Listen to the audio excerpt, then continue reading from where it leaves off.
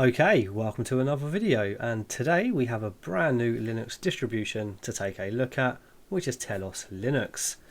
So it's a Debian based distro which is currently in beta, and they recently updated the ISO as of 57 minutes ago, which has meant I've had to re-download the latest one as I planned for this video yesterday and already had the previous ISO ready to go. So we'll read this very quickly. I don't want to spend too much time on the sort of features and summary. I kind of want to get straight into it and check things out myself. So it's a new humble Linux Debian distribution. It's a customized respin based on Debian Bullseye, so it's coming with the latest KDE Plasma desktop. A careful selection of pre-installed, mostly uninstallable apps is included, which is interesting. It's lightweight and attempts to be fully featured and easily customizable without being bloated. It's freely distributed and honours free open source software. Nevertheless, some non-free proprietary packages are included, so it comes pre-installed with Google Chrome and has been pre-configured for maximum performance and optimal appearance. TeLOS is suitable for both Linux newcomers as well as experienced users. Feature-wise, it's lightweight and typically uses less than 500 MB at idle, which we'll definitely check out. Desktop and laptop support, so suitable for both old and new hardware. Easy pairing with your Android device, so it's probably going to use something like KDE Connect.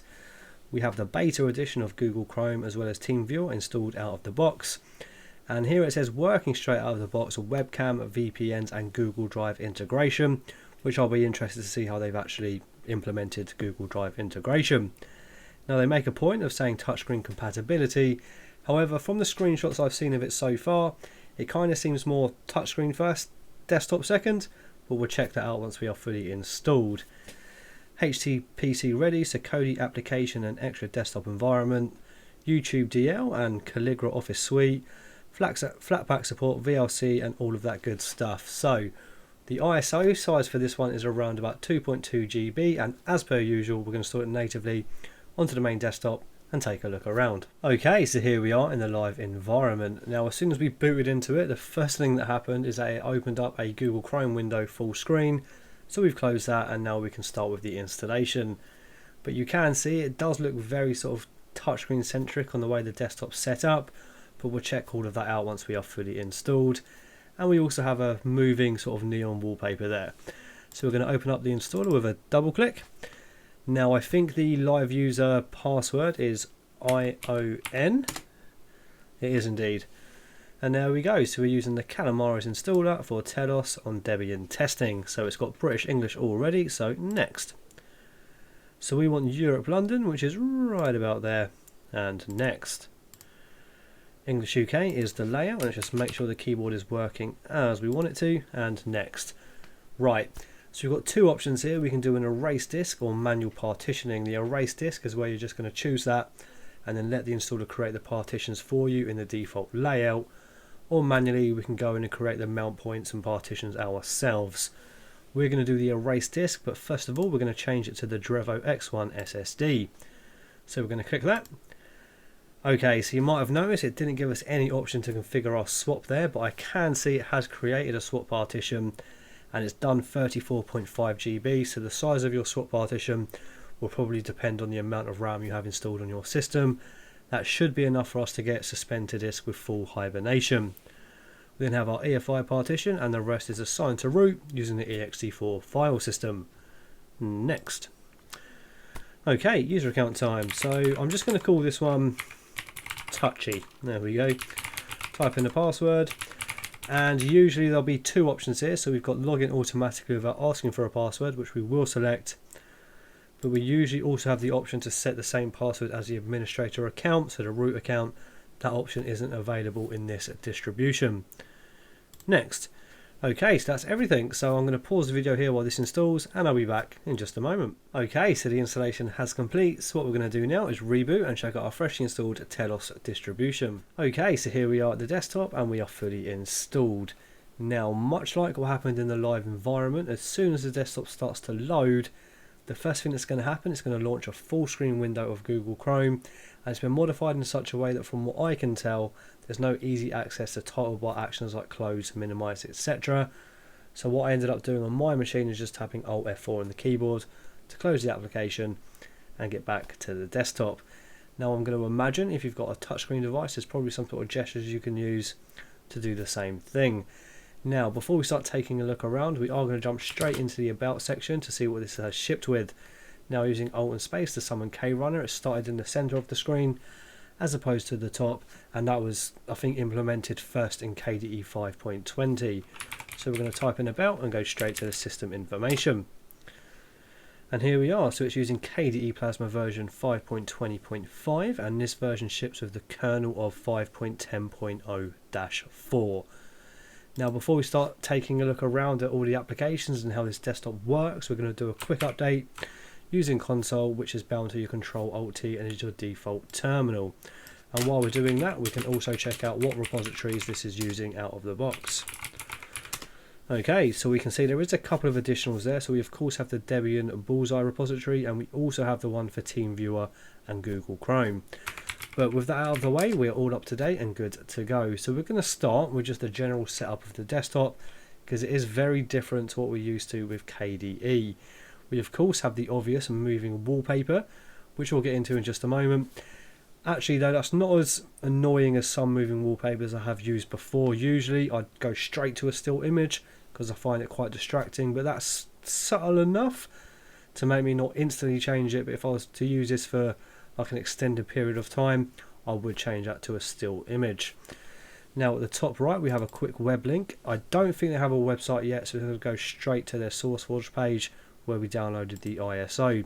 But as we've done that, you can see it's going to default to Google Chrome as the web browser, full screen view, and there is no easy way from what I can tell to get to the action title bar, sort of minimize, etc. So we're going to go Alt F4 to get back to the desktop. Now to the left we have our panel, kind of like a dock but not really. So it is a traditional KDE panel, and right clicking it you can go straight to Edit Panel and see that it's rather wide, it's 74, and everything's spaced out in a quite nice way that if you was to use your finger, you're more than likely going to hit what you're looking for. And of course you can add widgets and all of that crazy stuff that you can do on any KDE sort of distribution, but the minute you start doing that, I think you're going to start messing around with things and how this desktop has been designed.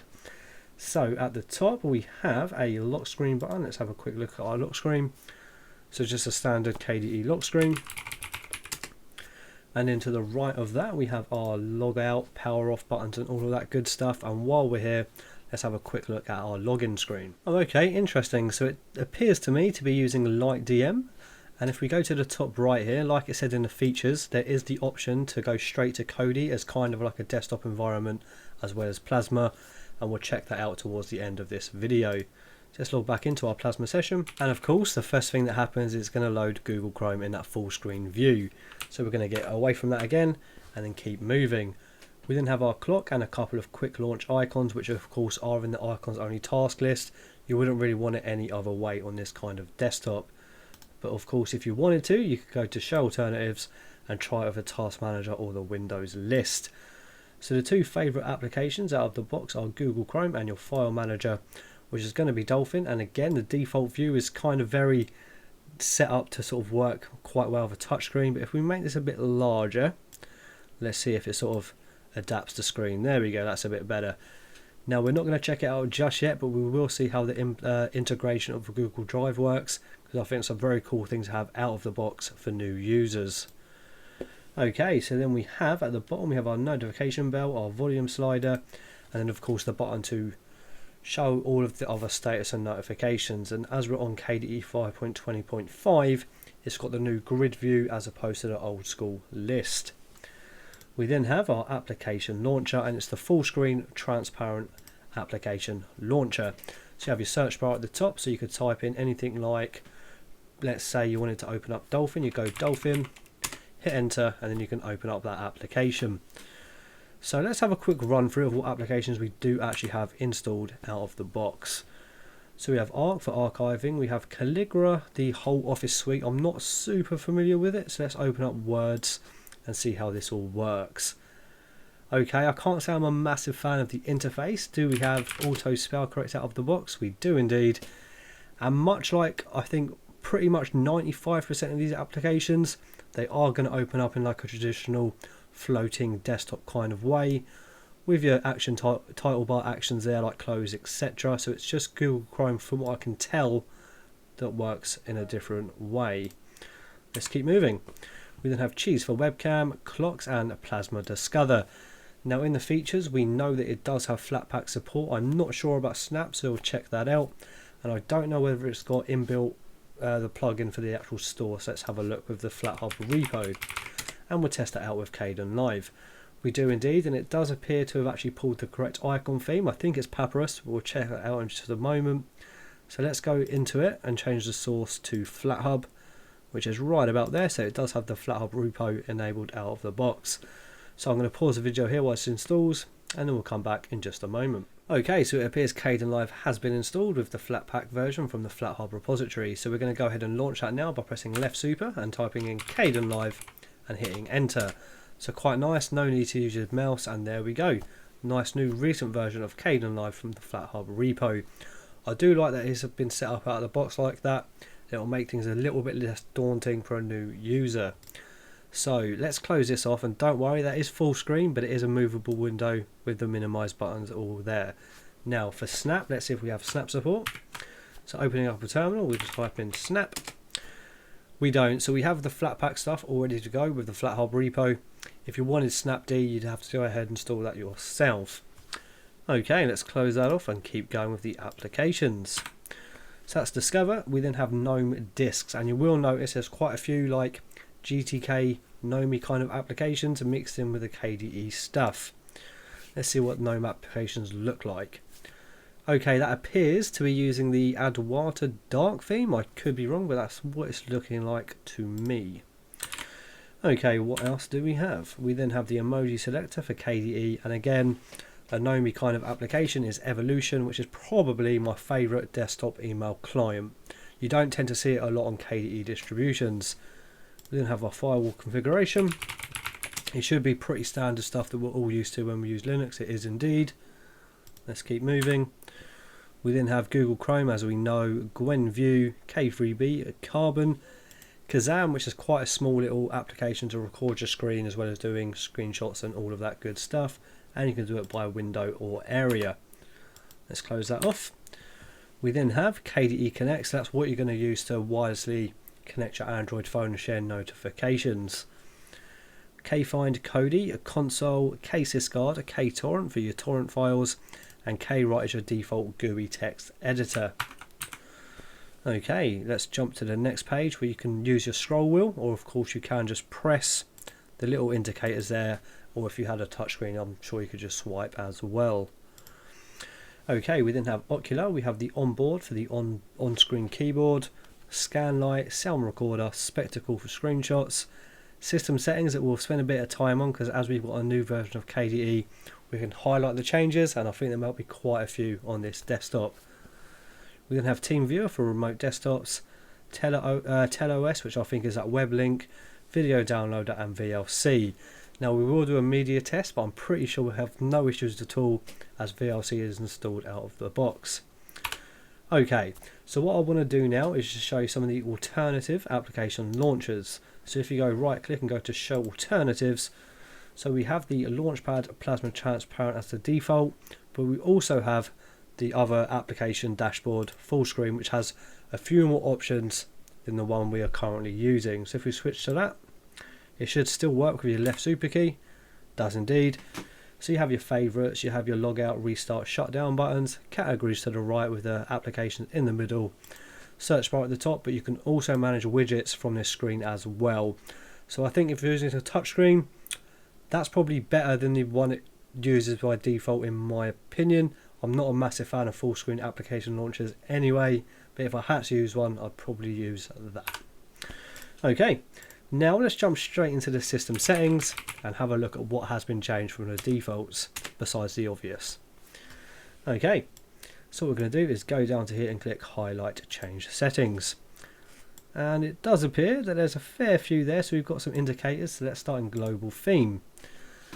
Okay, and interesting. I expected a bit more actually, so I quite like that though. So it's just using Breeze Light and Breeze Dark, standard KDE themes. So in colours that had been changed to Breeze Dark. Font wise, we are using pretty much Noto for everything apart from fixed width where we have Hack. Okay, icons, we're just using Breeze, I think. No, Papyrus, sorry. So we've got the Papyrus themes as well as the Adwater, Ambreeze and High Contrast and Oxygen. Cursors, we are using Breeze. Now if we go down to start up and shut down, let's see what's going on here. So in the auto start, we have the Google Chrome package, which I'm going to remove. Let's get that off. I don't need that to launch every time we start the desktop. Now in desktop session, by default it's going to start with an empty session, which I much prefer. I don't like the idea of closing something down and it trying to sort of repopulate the screen with any applications I was using beforehand. I kind of like a blank slate when I start my computer. Okay, let's go to search. So we already know KRunner is starting in the central position, which is my favourite kind of thing. It just looks more like a floating thing as opposed to something dropping down from the top of your screen. Okay, regional settings, and it hasn't done the correct language. So if we open up a terminal, no, it hasn't. So what we're going to do is add UK in British English. So add languages, British English, and we're going to remove American English entirely. And now that should be good to go. We might need to do a restart or a login. We'll do that in just a moment. So we have spell check, and that is also using American English. So let's change that. In fact, is it jumping up there? It's not, so we won't worry about that for now. Let's go back. Now applications. So the default applications for web browser is Conqueror. I don't think we have Conqueror installed out of the box, so that's interesting. So let's change that to Google Chrome.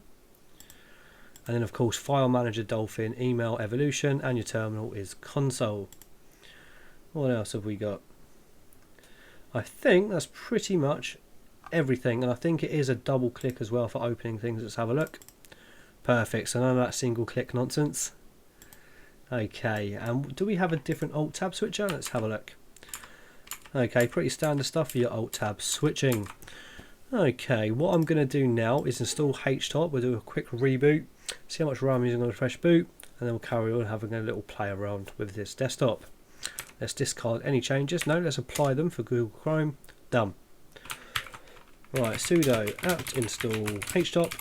I'm going to reboot and then we'll continue where we left off. Okay, so we are back. I had to change the color palette for HTOP because I couldn't really see anything in the color scheme that it was using by default.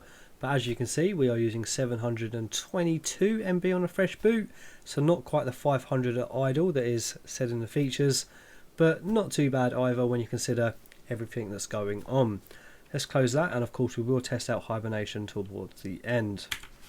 Okay, what I want to do now is check out some media playback. It should be absolutely fine. We do have VLC, but let's plug in an external SSD in the exFAT file system. Okay, so it's mounted our SSD without any problems whatsoever, and I've got a little video here that we did recently of Sparky Linux, so I'm just going to mute my speakers so we don't hear any playback and make sure that's working with VLC out of the box. And there we go, so you shouldn't really have any issues with any media files, as it is going to be using VLC for the majority of it. I didn't see a music player. Let's close that off. Right, while we're in Dolphin, we're going to check out the Google Drive integration. I'll just have to blur out any accounts that I might use. Let's go to network. I'm going to go to double click there. So it's going to open up the online account. So we're going to go ahead and press add new account. Go down to Google. And here is where the blurring will begin. Okay, so we're all logged in and it appears to be working absolutely fine. Now I don't really have a lot in my Google Drive. I hardly ever use Google Drive apart from when I'm using Docs occasionally for notes for the channel. But as you can see, it's worked flawlessly and I'm quite impressed that that is configured to work very easily out of the box, especially for a new user who wants their Google accounts to work but they're not quite sure what way to go about it. So very happy about that. Now let's close this off. Now one thing I'm quite interested in is that it said had issues with uninstalling certain applications. One I do want to check though is Google Chrome. So we're going to open up a terminal and we're going to attempt to uninstall Google Chrome and see if it throws out any weird issues. So sudo apt remove Google Chrome, and we are using the beta, so we'll have to write Google Chrome beta, type in a password, Okay, so the following packages are automatically installed, so we can just auto remove those, and that appears to be removing it without any problems. So let's press Y and let's see if the world implodes or if Google Chrome just uninstalls without a problem. There we go. So I do believe we are now Google Chrome free. We are indeed, so we can install a different web browser like Firefox. So sudo apt install Firefox. Oh, we're on Debian, so it'll be like ESR or something. So sudo apt install Firefox ESR extended support release, and there we go. So if you didn't really have a touchscreen device and you wanted more of a sort of traditional desktop experience and not the whole full screen stuff, and just didn't really want to use Google Chrome, you do have other options in different web browsers. So let's remove the icon there for Google Chrome. Bye bye. Now let's open up Firefox or Firefox ESR, and there we go. You have a more traditional web browsing experience with your floating window and your action buttons there for maximizing and all of that good stuff. Okay, what we're going to do now is log out and check out how this works with Kodi acting as if like a separate desktop environment. Right, so here we are on our login screen once more. So we're going to go up to the top right here and press this little button right about there and go for Kodi from Plasma. So I don't really use Kodi, so I'll be quite intrigued to see how this does actually work and just log straight into the Kodi interface. And there we go. So that was fairly quick, no waiting around. It's found the removable storage and everything is mounted automatically. Okay, interesting. Do you want to enable this add-on? I have no idea what add-on Spectrum is, so we're just going to press no for now. But there you go. So those of you who do use Kodi, just probably quite happy that this is an option that you can just log straight into it as kind of like a different desktop environment. Now to get out of it, can we just exit or power off? We can do an exit. So we're going to exit and get back to the login screen. Okay, and we are back on our Plasma session. Now one thing I'm quite interested in seeing is whether it's got virtual desktops ready to go or if we have to add any. I don't know if it will because of the sort of whole touchscreen compatibility. It might not lean on virtual desktops. Let's have a look. So let's open up KRunner once more and type in virtual desktops. There we go. Yeah, so by default it's just going to have the single virtual desktops. Let's add a few and see how that all works or whether there's any weird issues that might arise. So let's go for 4. Let's click apply. Now the default shortcut should be Control Alt and directional, but it isn't. So what we're going to do is go into our keyboard shortcuts, and we're just going to quickly go and set the shortcuts for switching desktops. So let's go to KWim and let's just search for desktop. There we go. So switch one desktop to the left. Let's just go for Control Alt and left, and let's do the same for right on Control Alt and right. Okay, let's apply that and see how that all works now. There we go. So it's using the default slide animation, but of course you can change that to the fade or the desktop cube, whichever one you prefer. But it seems to be working absolutely fine there as well. Okay. Right, what we're going to do is test out a few more things. So I'm interested to see if there's any weird conundrums or problems that might happen with theming, because obviously this is set to transparent. Let's have a look. So let's go into global themes. And we'll try it out with Nordic, which is a theme I've quite been enjoying on KDE. So let's go to get new global themes. I'm not going to bother installing any Quantum themes though, so we're just going to go straight into the search and type in Nordic. And there we go. So we're just going to install this and then apply it and see if everything looks as you would expect. Okay, so Nordic has been installed. Let's go ahead and apply it and see if anything weird happens. It should just work absolutely fine. I don't see why it wouldn't. Let's apply. And there we go. So it's changed everything. It's also changed the application launcher there, but it's retained the transparency on our panel. And let's go into our application launcher and let's also check out the default one that it's shipped with the transparent Plasma theme. Switch. Okay, yeah, no issues at all. I have noticed though that we no longer have the 2 pages that we had when we first started. It's now sort of condensed it all into the 1 page there on our application launcher. Okay, so I think what we're going to do is now test out hibernation, as it has created us a large swap partition by default. So let's open up a few applications. Let's open up a couple of terminal windows, and let's also open up Firefox, and let's finish it up with Dolphin as well. Okay, so what we're going to do, it's not got the correct icon theme there for some reason. Let's go into the icons and see what's going on there. Let's just quickly reapply Papyrus Dark. Okay, let me just close that off and then reopen Dolphin and just see if there we go.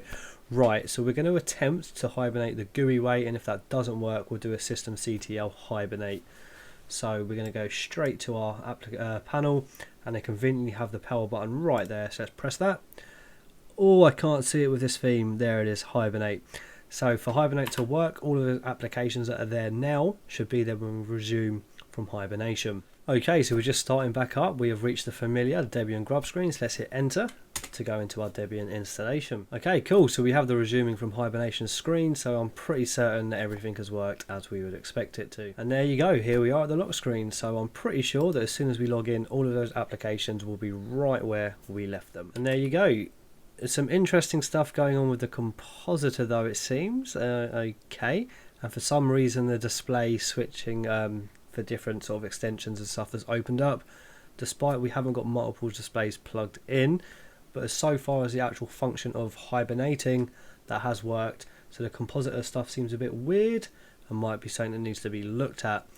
Okay, we're going to quickly reboot to get things back to normal, and then we'll wrap it up with some final thoughts. Okay, so we are back and everything is back to normal. Now before we wrap things up and give some final thoughts, I've just realised we haven't really touched on the whole moving wallpaper aspect and how that's all happening. So if we right click on our desktop and go to configure desktop and wallpaper, here's where you can have a look at how this is all sort of taking place. So it gives you a little view of the solid 60 frames per second that we have got. It gives you a shader path, and then you have customization to change the speed, and then you have the channels of the PNGs that it's using for the movement and all of that craziness. Performance wise, it's in compatibility mode for GL3, and we have some info here. So in case of an emergency, delete these folders and then run pkill plasma shell and then plasma shell to relaunch it, and it does say there to use with caution. Now I think I'm going to wrap it up there, but that's been my quick first look at TeLOS. Now I know it's in beta, so there's still a lot that can change and rough edges that will be ironed out. But as far as just a quick look, I'm actually quite impressed. So we've seen quite a couple of new distributions with a whole touchscreen focus as of late, GingOS being one of the most recent ones I looked at. And I think that was using KDE as well. And I think that just goes to show how versatile of a desktop environment KDE is, and it really is whatever you make of it. So I'm going to wrap it up there, but if you'd like to try this distribution out, I'll leave a link to it in the description below. Thank you for watching. If you enjoyed this video, please subscribe and join the Discord. There's a link in the description. See you on the next one. Bye bye.